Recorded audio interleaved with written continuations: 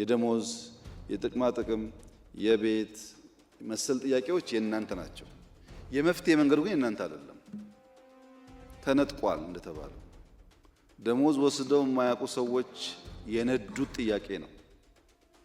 ሰርቪስ ሰጥተው ማዳን አይደለም፣ ማዳን ከባድ ነገር ነው። ቤዚክ ሰርቪስ ሰጥተው የማያውቁ ሰዎች የነዱት ጥያቄ ነው።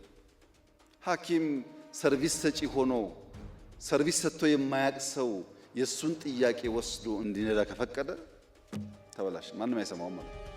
እየለፋን ነው፣ ሰው እያዳን ነው፣ እንቅልፍ አጥተን ነው የምንሰራው፣ ልጆቻችንን ጎድተን ነው የምንሰራው፣ ኑሯችን ይታሰብበት የሚልን ትክክለኛ ጥያቄ እንቅልፍ አጥቶ ማገልገል ምን እንደሆነ የማያውቅ ሰው ከነዳው ተበላሸ ማለት ነው። ተበላሸ።